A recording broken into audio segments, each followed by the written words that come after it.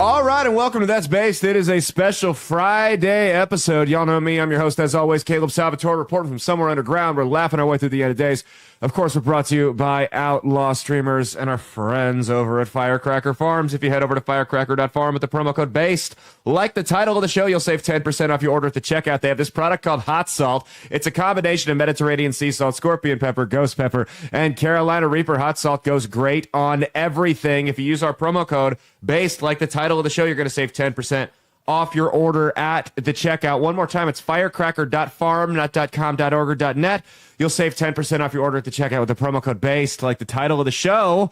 We got a special show for you today. We don't normally do them here on Fridays, but I got a friend who I go way back with that is right. He just got done writing a book. His name's C. Michael Pickens, and he's big in the political sphere, the CBD sphere. I'll let him introduce himself. He'll do a better job than me. How's it going, brother? Going fantastic, Caleb. Thanks for having me on your show. Absolutely. So you wrote a book. How did that go? Yeah, it's actually book number 3. Oh, so shit. The first 2 were about politics, libertarian politics to be exact, even though I'm not really involved with the Libertarian Party anymore. This new book is called The Liberated Mind, and it's all about subconscious reprogramming, getting those negative limiting beliefs out of your head that kind of holds people back from going after what they want in life. Mm-hmm. So that's the premise of the new book. So how does reprogramming, how does that work? Yeah, so basically you got to have something that you know you want to do that you're unable to accomplish, right? So, you deal with a lot of comedians, and one thing, what's one thing that a comedian would want? Would that be like an hour-long special on a streaming station or something like that? Yeah, hour-long special, 30-minute. Some of them just want to, move out of their parents' basement, but there's it all depends. Yeah, so being successful as a comedian and making more money, right, packing out shows would help them. Yeah. Right. So a lot of times with whatever it is that's holding them back in their subconscious mind, maybe it's programming from when they were a kid.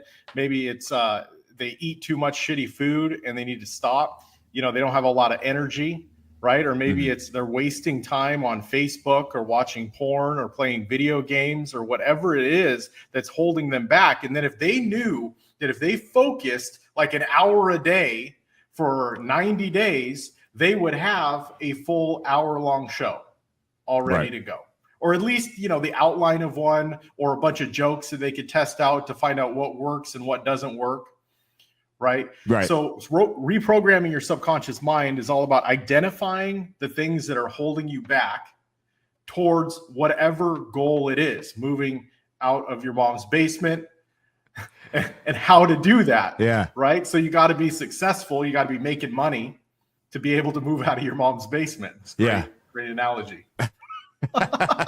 Do you see that a lot? Do you see that? Yeah, it's so depressing. I kind of do my own thing with comedy now. I don't surround myself with a lot of the folks because you just what I found is that when you hang out with fucking losers, being a loser and a burnout tends to rub off on you. And it's just something I try to avoid. Yeah, your self-worth is determined by the average of 5 people you hang out with. So if you're hanging out with people that are at a lower level of comprehension, a lower level of success, a lower level of skill, right? That's going to rub off on you. And that's one of the chapters in the book, I think it's chapter 5, and that's environment, right? If your home life, if your spouse, if the people you're hanging out with, your friends aren't successful, if they don't want you to be really, truly successful, right? You're not going to get there because of it. So you're going to have to either hang out with new people or find some mentors from afar. And mentors from afar is basically find some famous comedians or some famous people that you can mimic and you can learn from. A lot of these famous comedians and famous people, they have autobiographies, talk about their struggles, talk about their persistence, right? And if you take on some of these attributes that they have, you'll get to where they are. Absolutely. So, I mean, the spouse one has always been a weird one for me. Fortunately, my wife encourages me to do whatever I want. But, I mean, there's a lot of people. She's a good one. Yeah, she is. There's a lot of people whose husband or wife does not do that. I mean, what would your advice be to those people other than just blow the whole thing up and get divorced? Well, I would actually have a sit-down conversation and go through some goal setting and be like, hey, this is my goal in life. We only live once, as far as I know. Yeah. As far as I know, we only live once. So if you're going to waste your whole fucking life with someone that doesn't want you to be successful, it's just a waste of time, man. Like, we only live once. You got to go after your dreams. You got to go for the big goals. You got to go for the big goals. And the reason why is because you only have this one life. And there's so many studies that show that people at the end of their life, they have regrets. And 9 times out of 10, that regret is that they didn't go after what they truly wanted in life, and they settled for mediocrity. Right. And if you have a spouse that wants to hold you back, and maybe they're not even doing it on purpose, right? Maybe they're just, that's just their subconscious shit that they're going through also, right? But you got to sit down and say, hey, this is what I want for my life, and I want your support, and I want you to be a part of it, and then work together with them.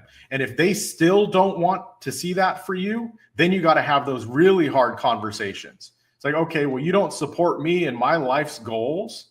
Well, then we're going to have to, move on separately, because it's never going to work. Right. And you're just going to be resentful for the rest of your life. You're going to blame it on other people. And just so you know, some people are okay with that.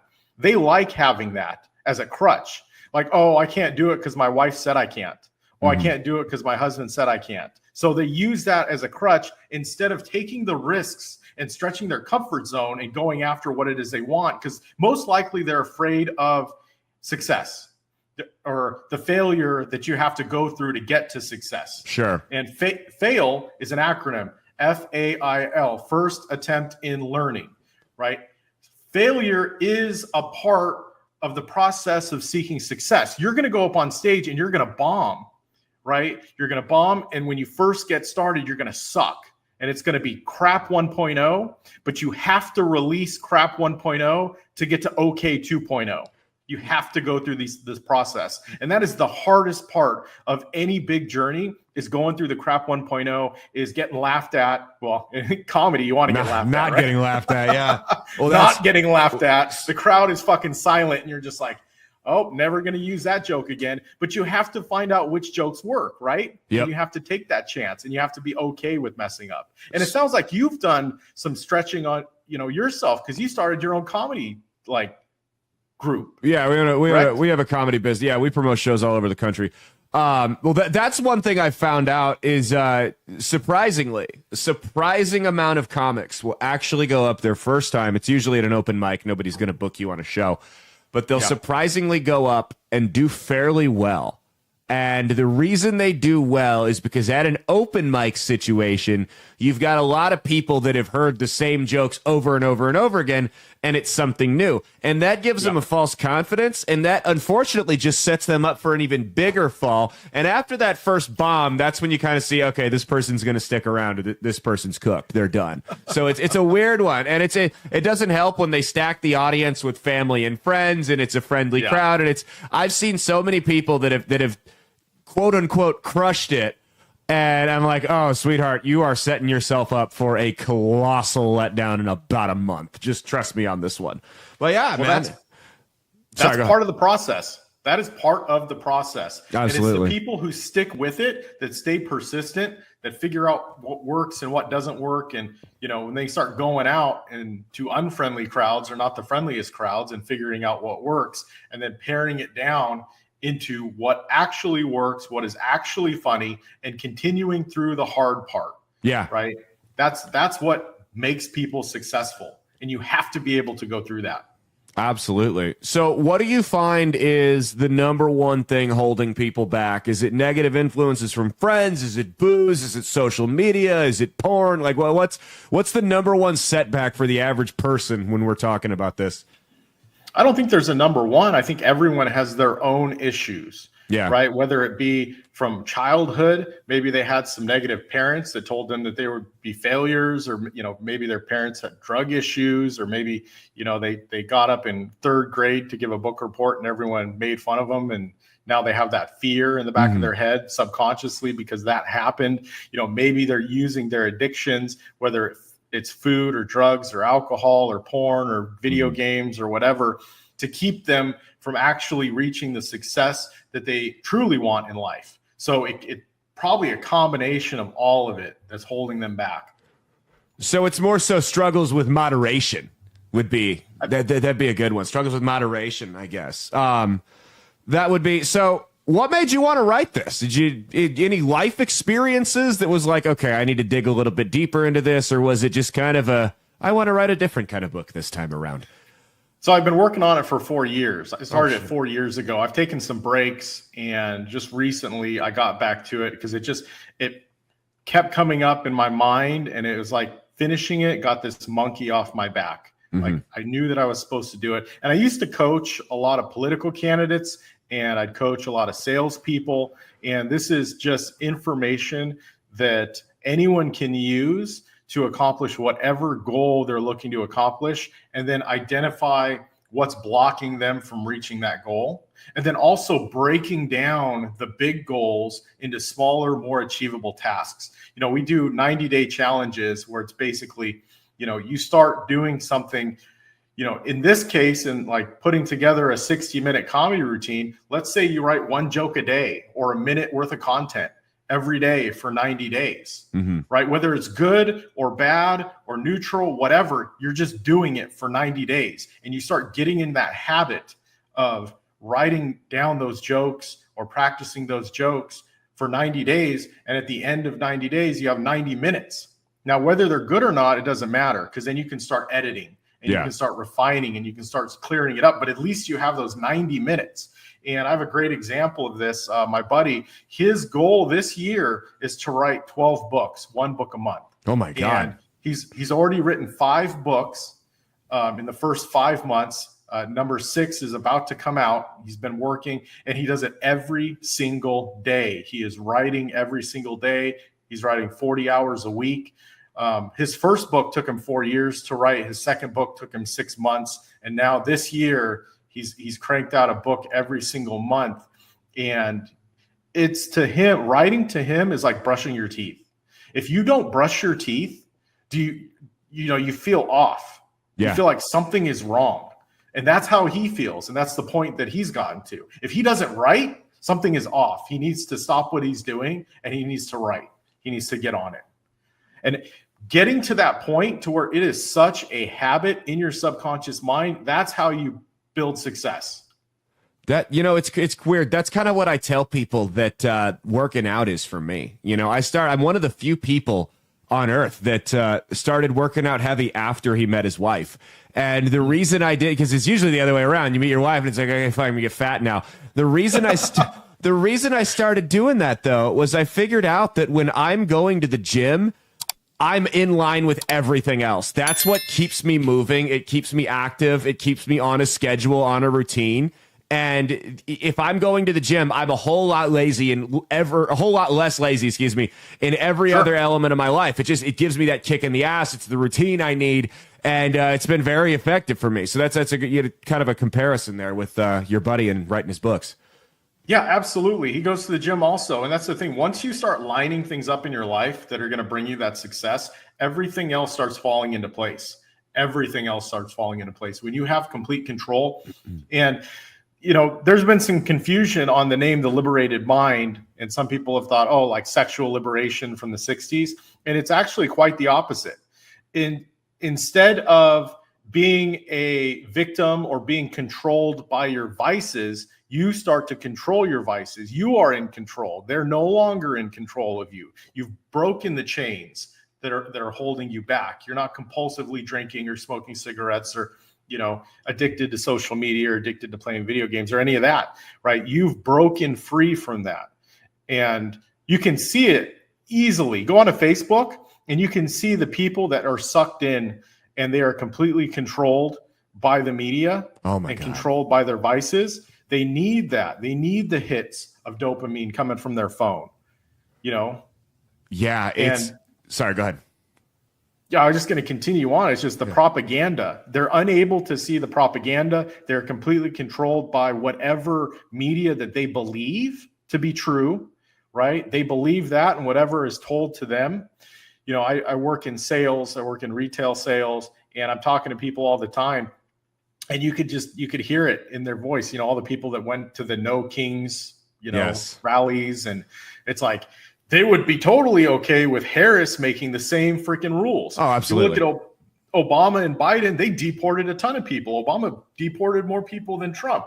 And it's probably going to stay that way. Yeah. You know, yeah. Trump's probably not going to catch up to him. No, Yeah, and that's the thing is we were there at the No Kings rally. We weren't participating in the protest, but we were getting some pictures and stuff because we had a feeling that the media was going to paint one picture of it, and we wanted to show the other side that they were going to leave out. Turns out I was right. Thank God we got all those pictures. But it really is. I mean, to see these people so manipulated by a spin. And I'm not saying Donald Trump's been a perfect president. We criticize him all the time on this show. But to see these people, I mean, these are people in the twilight of their life. You're supposed to be, you know, doing hobbies, spending time with your kids and your grandkids. You've got 15, 20 years left tops, and you're here fixated on something that you have no control over. No control. Yeah. It's one thing to stress about, I need to fix my air conditioner for $5,000 because that's something I can kind of control. But to stress over what the president's doing and you're not even getting the full story, it really is just such a sad thing to witness firsthand, the mental illness epidemic in this country.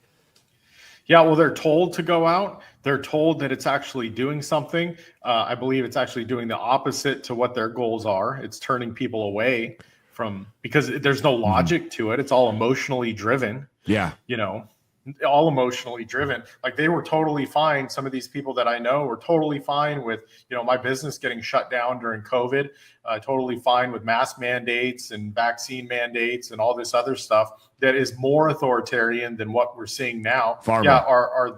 Are the ICE raids, are they bad? Absolutely, they're bad. But you going down and disrupting traffic downtown and yelling at people. I just drove down on Saturday and was driving through downtown here locally, and there was two people that looked absolutely insane screaming at this old man. And it's not going to get me to trust them or believe in them. Like, when they're ridiculous signs that make no sense, there's no logic behind them. So how do you think a person gets to that point? And I don't want to fixate too much on politics, but I think it's a relevant, timely question. How do you think a person gets to that point where they allow what's going on in the media to manipulate them to the point where it takes their life over, their fixation on this hatred and fear of this political figure overcomes them the way it does? Yeah, it's programming. Like years and years and years of media manipulation, getting them to the point where they are so bought into whatever the media tells them that they go and stand out with the sign, right? Their friends.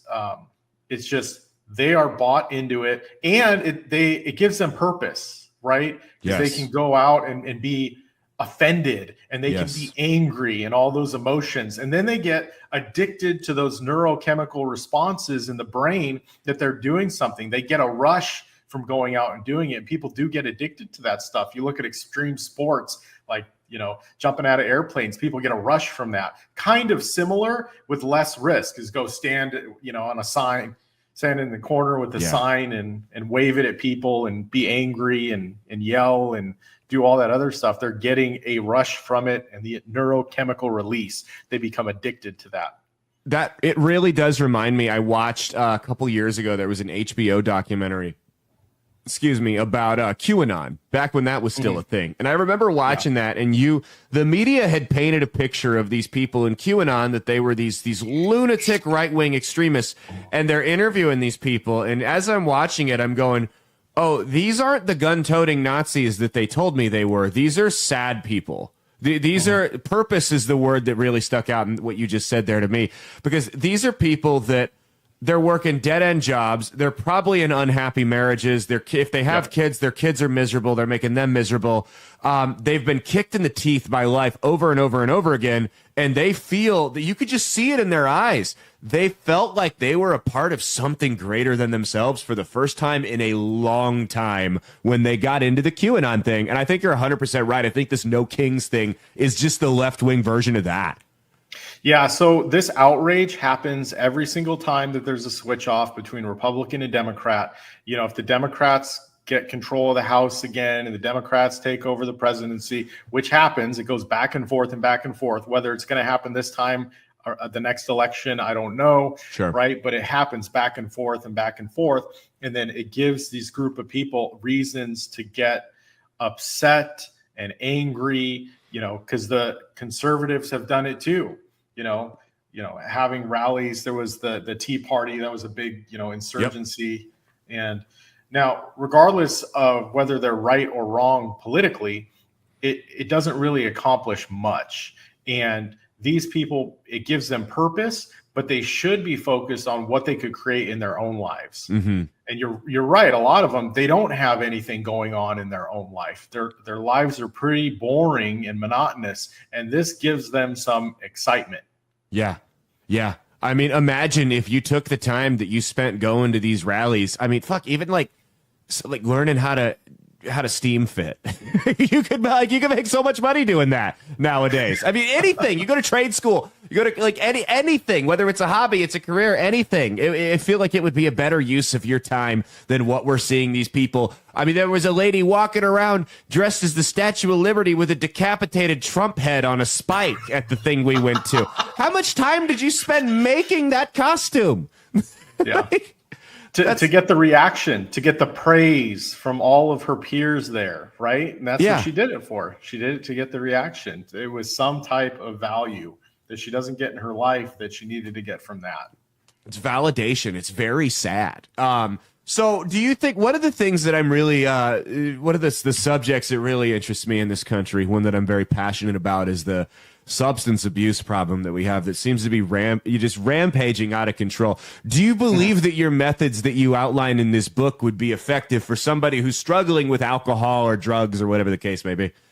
Yeah, absolutely. You can stop doing whatever it is that you're addicted to by programming your subconscious mind and reprogramming it. Mm-hmm. So anytime the idea, let's take smoking, for example. So creating some affirmations around being a non-smoker. And the problem with, you have to use the right words, otherwise the subconscious doesn't understand it. So the correct terminology or phrases you would use would be something along the lines of, I only breathe in air that is clean and crisp and fresh, right? And you say that numerous times, over 21 times in the morning when you wake up, over 21 times in the evening. You do it every single day. You set reminders on your phone. Emil Coué, who wrote a book on subconscious autosuggestion, he actually created this method. He was a psychologist back in the 1800s. And he says you tie a string, you get a string, right? And you put 21 knots in it. And every morning when you wake up, you would say that affirmation 21 times. And then in the evening before you go to bed, you'd say that affirmation again 21 times. I only breathe in air that is clean and clear and crisp, right? And what happens is you start creating what's called structural tension in the brain. So every time you would then start to light up a cigarette, your mind starts to say, hey, you shouldn't do that. Hey, you shouldn't do that. And it starts coming up. And over time, 30 days, you will stop automatically from doing that thing, from lighting up a cigarette, because it will create so much structural tension in the brain where it's fighting amongst itself inside, right? And it'll get you to the point where you stop doing the bad thing and you start doing the good thing, right? If you do it with writing, your affirmation would be, I write every single day on my hour-long comedy program. I write at least a minute of content every single day. And if you say it in the morning and in the evening, 21 times each, you will start doing it. You will start making it a habit. And then once you start doing the thing, writing every single day, it'll get to the point where it's like brushing your teeth, where you just do it automatically. And the same thing works with drugs or alcohol. I only drink drinks that nourish my body. I only put things in my body that nourish my body and make me feel healthy, right? These are basically programming for your subconscious. There's a book called What to Say When You Talk to Yourself by Shad Helmstetter, and he equated the subconscious mind to a computer hard drive. And you can install programs on that hard drive by using affirmations repetitively. The key here is repetitively. You got to keep doing it over and over and over every single day. And you kind of see it in the movie The Matrix, where Neo, gets plugged into the Matrix and he's like, hey, I want to learn Kung Fu.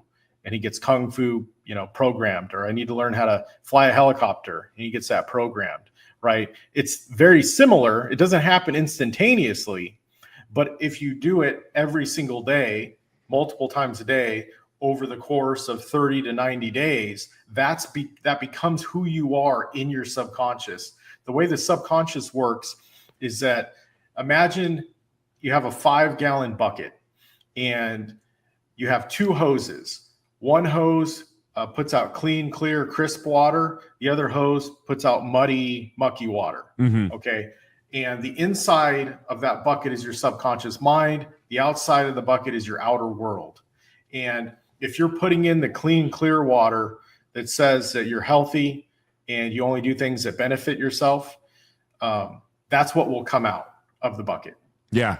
Now, if you're putting in the shit muddy hose, you're watching social media, paying attention to all this negative programming, smoking cigarettes, doing whatever it is, that's what you're putting into your subconscious bucket. And that's what will come out. The muddy water will come out. Okay. So the problem that people have is they want to make a change and they start doing this and they start putting the clean, clear water in for a short amount of time. And what happens is there's a layer of mud and muck. So that's what's continuing to pour out, right? Even if they're putting in the clear water, because they have to get all that mud and muck out of the bucket. And it takes time to flush all the negative out, right? So people just have to stay consistent with it. Some people can do it faster than others, but it just depends. If you've smoked for 20 years, it's going to take you a lot longer to quit smoking than someone who, let's say, has only smoked for a year, right? Because the person that's done it for 20 years has all that muck built up in their bucket, in their subconscious mind, that they need to flush out. So using the affirmations continually on a daily basis, there's ways to make it faster by recording your subconscious, reprogramming, adding some binaural beats to it, or even using psilocybin to reprogram your subconscious mind faster. So there's ways to do it faster, but you can still do it slowly. You just have to stay consistent.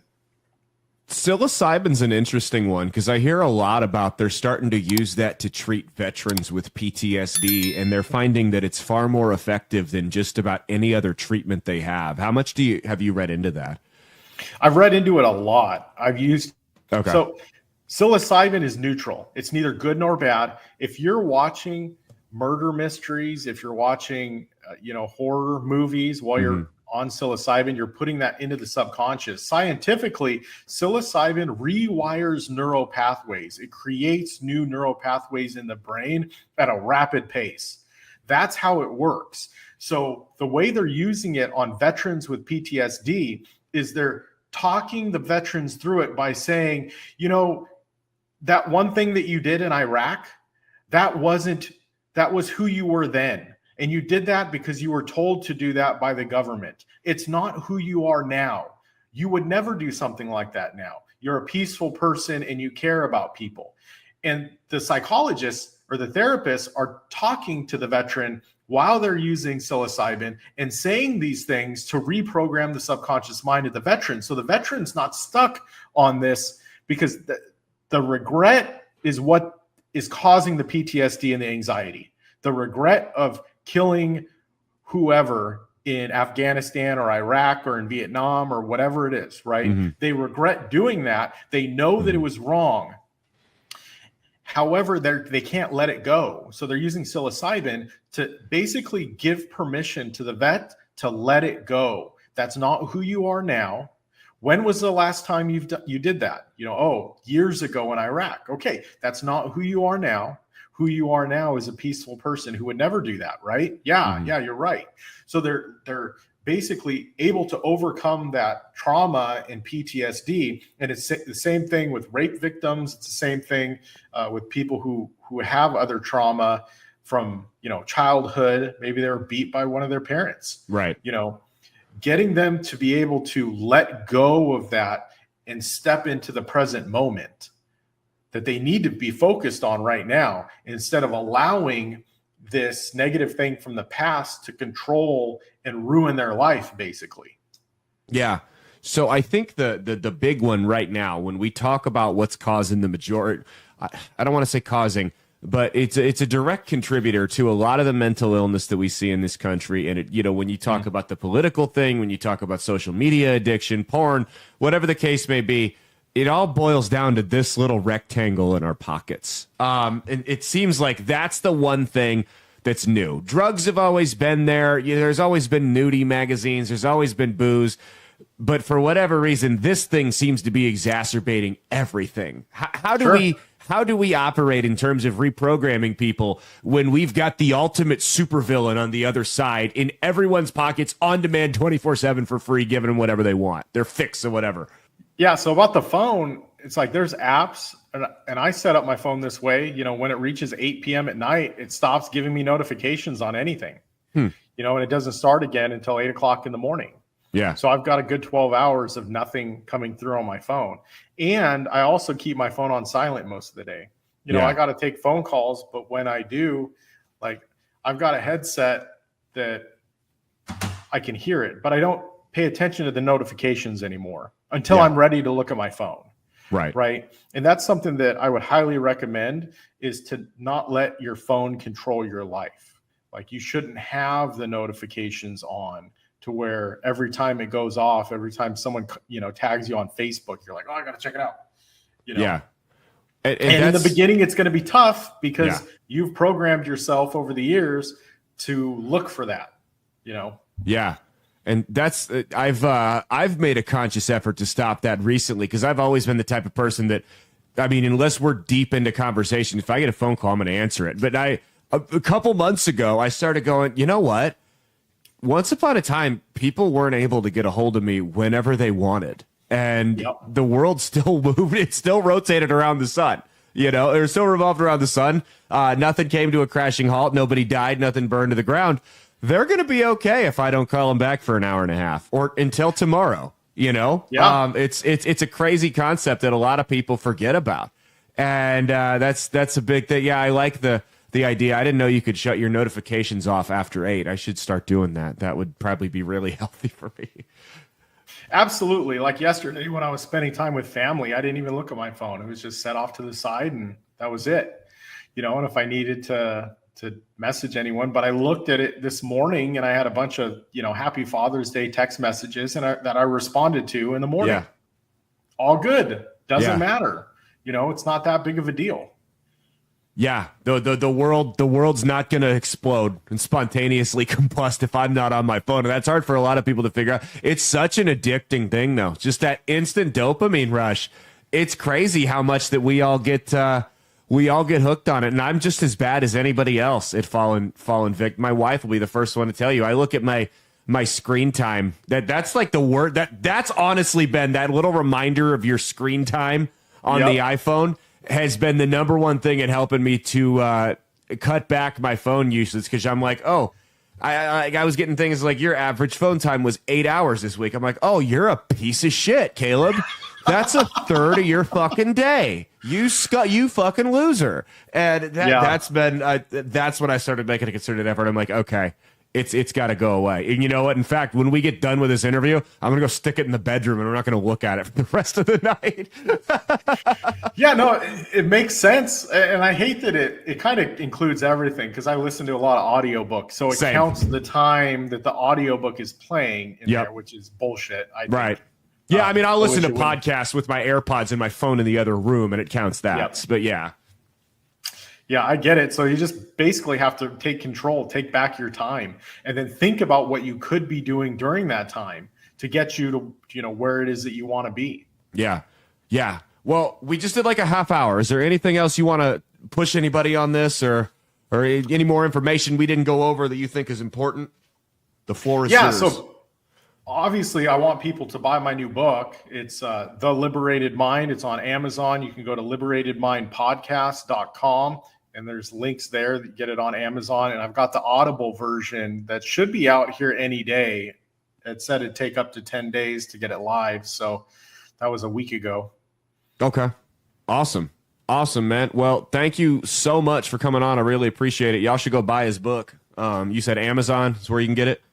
Yep, The Liberated Mind. Awesome. Go buy his book and buy. You got other books too. They should go buy those as well, right? That would be his Father's Day gift that he wants. You guys to just give him your money. Caleb, thanks for having me on your show, man. Absolutely, brother. Anytime. I appreciate you stopping by. All right, folks. Y'all know the drill. We'll see you Saturday. The big show's not going anywhere. Cheat on your taxes, not your spouse, and stay based.